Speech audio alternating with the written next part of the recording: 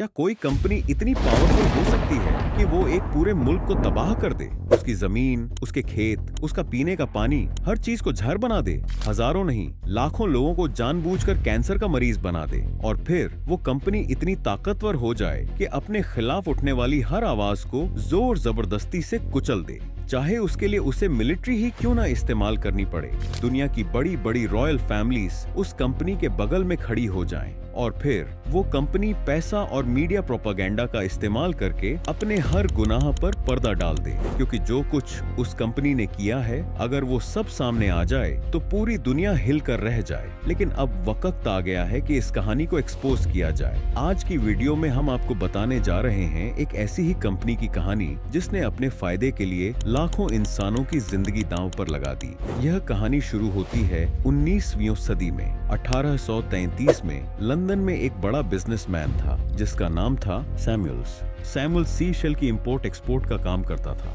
1970 में सैमुअल के गुजर जाने के बाद उसका सारा बिजनेस उसके दो बेटे संभालते हैं। बड़े बेटे मार्कस ने लैंप्स में डालने वाले केरोसिन, जिसे मिट्टी का तेल भी कहा जाता है, उसे एक्सपोर्ट करने का काम शुरू कर दिया। उस वक्त तेल बैरल्स में शिप के जरिए भेजा जाता था, लेकिन प्रॉब्लम यह होती थी कि बैरल्स लीक हो जाते और तेल जाया हो जाता। मार्कस ने इस प्रॉब्लम को सॉल्व करने के लिए ऑयल टैंकर्स डिजाइन किए ताकि सीधे पोर्ट्स पर खड़े टैंक्स में तेल डाला जा सके। और फिर 1892 में पहली बार मार्कस के बनाए हुए टैंकर्स में ये तेल सुएज कैनाल को क्रॉस करके इधर एशियन मार्केट्स जैसे कि थाईलैंड और इंडोनेशिया तक पहुंचा, जो उस वक्त ब्रिटिश एम्पायर के कंट्रोल में थी। ये पहला मौका था कि एशिया और यूरोप की ऑयल की सप्लाई समंदर के जरिए आपस में कनेक्ट हुई। इस एक ट्रिप ने मार्कस को एक बड़ी अपॉर्चुनिटी दिखाई। उस वक्त सिर्फ एक कंपनी थी जो तेल सप्लाई करती थी, स्टैंडर्ड ऑयल, जो कि रॉकफेलर फैमिली की कंपनी थी। जब उन्हें पता चला कि मार्कस अपने ऑयल टैंकर्स लेकर एशिया गया है, तो उन्होंने मार्कस को ऑफर किया कि वह स्टैंडर्ड ऑयल का तेल एशिया में सप्लाई करे और उसके बदले कमीशन ले ले। लेकिन मार्कस के जहन में कुछ और ही था। उसने सोचा कि किसी और के लिए काम करने से बेहतर है कि अपनी खुद की ऑयल ट्रेडिंग कंपनी बनाई जाए। यह रिस्की था क्योंकि रॉकफेलर्स हर जगह छाए हुए थे और स्टैंडर्ड ऑयल का मुकाबला करना मतलब था उनसे दुश्मनी लेना। लेकिन मार्कस ने किसी की परवाह किए बगैर 1907 में डच पेट्रोलियम के साथ मिलकर एक नई कंपनी बनाई जिसका नाम रखा गया शेल। स्टैंडर्ड ऑयल को चैलेंज करना आसान नहीं था, लेकिन तेल की हाई डिमांड की वजह से शेल बहुत जल्दी दुनिया की टॉप ऑयल सप्लायर बन गई। वर्ल्ड वॉर 1 के दौरान शेल ब्रिटिश आर्मी को सबसे ज्यादा तेल सप्लाई करने वाली कंपनी थी। कई डॉक्यूमेंट्स में यह भी लिखा गया है कि अगर शेल न होती तो एलाइज कभी जर्मनी को नहीं हरा पाते। वर्ल्ड वॉर 2 के बाद दो बातें क्लियर हो गईं। एक, तेल 20वीं सदी का सबसे इम्पोर्टेंट रिसोर्स है।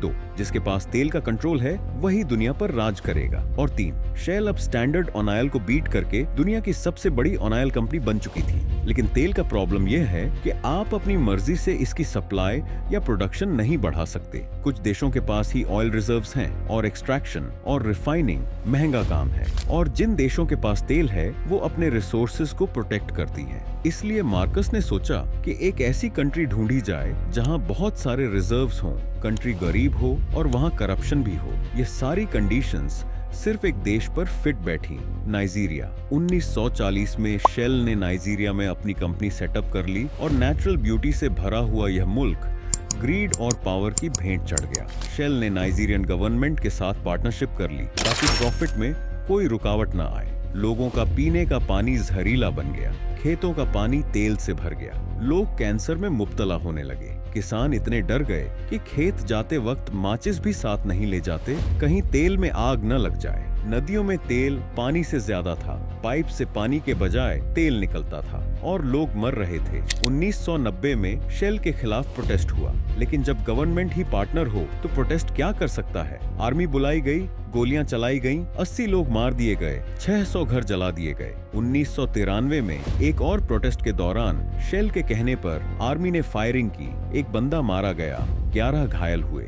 शेल ने नाइजीरियन आर्मी को फंडिंग दी हुई थी, guns, helicopters, state of the art weapons, सब कुछ दिया। सब कुछ शेल के कंट्रोल में था सिवाय एक आदमी के, केन सारोविवा। वह एक लेखक और कार्यकर्ता था जिसने शेल के खिलाफ कैंपेन शुरू किया। स्कूल, कॉलेज, अस्पताल, हर जगह जागरूकता फैलाई। लोगों की सपोर्ट मिलने लगी। शेल ने उसे खरीदने की कोशिश की लेकिन वो नहीं बिका। केन ने शेल के ऑपरेशंस रोकने शुरू किए, ट्रक्स रोकना, इंजीनियर्स को डराना धमकाना, और पहली बार शेल के ऑपरेशंस को नुकसान हुआ। शेल ने नाइजीरियन इंटेलिजेंस के साथ मिलकर एक प्लान बनाया। केन के गांव के कुछ लोगों को कत्ल किया गया और इल्जाम केन पर डाला गया। केन उस दिन गांव में था ही नहीं, लेकिन झूठी गवाहियां दिलवाई गईं। 1995 में केन और उसके 9 साथियों को फांसी दे दी गई। मैसेज क्लियर था, जो शेल के खिलाफ जाएगा वो जिंदा नहीं बचेगा। इन 9 लोगों की फैमिलीज ने नीदरलैंड्स में शेल के खिलाफ केस किया और फिर 2017 में 22 साल बाद शेल को इस त्रासदी का आधा कसूरवार ठहराया गया।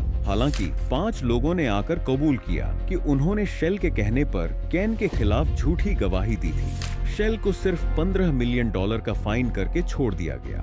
2018 में दुबई में एक प्राइवेट प्रॉपर्टी डेटा लीक हुआ जिसमें यह देखा जा सकता था कि शेल ने 1 अरब 30 करोड़ डॉलर की प्रॉपर्टी नाइजीरियन पेट्रोलियम मिनिस्टर और कुछ नाइजीरियन मिलिट्री जनरल्स को गिफ्ट की थी। इसी तरह इस कंपनी ने सिर्फ सरकार और मिलिट्री को ही नहीं बल्कि आम लोगों में भी अपनी अच्छी छवि बनाने के लिए ऐसे मीडिया कैंपेन चलाए जैसे कि यह एड। इसमें देखा जा सकता है कि शेल अपने आप को एक ऐसी कंपनी के तौर पर पेश कर रहा है जो एनवायरमेंट फ्रेंडली एनर्जी में निवेश करता है। इसी तरह दिसंबर 2011 में 40,000 बैरल्स नाइजर रिवर में लीक हो गए और यह दरिया सचमुच काला हो गया। इस दरिया की सारी मछलियां मर गईं, आसपास के खेत तबाह हो गए, लोगों के पास पीने के पानी का एक कतरा भी नहीं बचा। और बदले में शेल ने सिर्फ ये कहा कि यह बैरल्स लीक होना शेल की नहीं बल्कि नाइजीरियन पेट्रोलियम वर्कर्स की गलती है। 2017 में एक स्टडी पब्लिश हुई जिसमें यह बताया गया कि जो प्रेग्नेंट मदर्स नाइजर रिवर के 10 किलोमीटर के रेडियस में रहती थीं, उनके छोटे बच्चों के पहले महीने में मरने के चांस 50% थे और अगर जिंदा बच भी गए तो उनके फिजिकल और मेंटल डिसेबिलिटीज के चांस 40% हैं।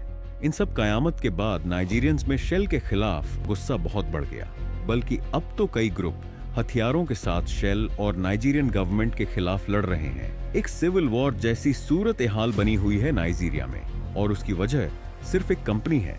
एक कंपनी ने अपनी खुदगर्जी और लालच की वजह से एक पूरे देश को तबाह कर दिया है। यह सोचकर ही खौफ आता है कि इंसान पैसे और ताकत के लिए किस हद तक गिर सकता है। दूसरे इंसान की जान माल किसी चीज की कोई अहमियत नहीं रह जाती। जहां नाइजीरिया के पास ऑयल रिजर्व्स होने के बावजूद भी वह तबाह और बर्बाद हो गया। वहीं कुछ ऐसे देश भी हैं जिन्होंने इसी ऑयल की वजह से सिर्फ अपना नसीब ही नहीं बल्कि अपना पूरा फ्यूचर बदल डाला। ऐसे देश जो आज दुनिया के सबसे सेफ और रिचेस्ट मुल्कों में गिने जाते हैं। मैं बात कर रहा हूं कतर की। इस पर मैंने एक कंप्लीट वीडियो बनाई है। मैं आपको हाईली रिकमेंड करूंगा कि आप वह वीडियो जरूर देखें।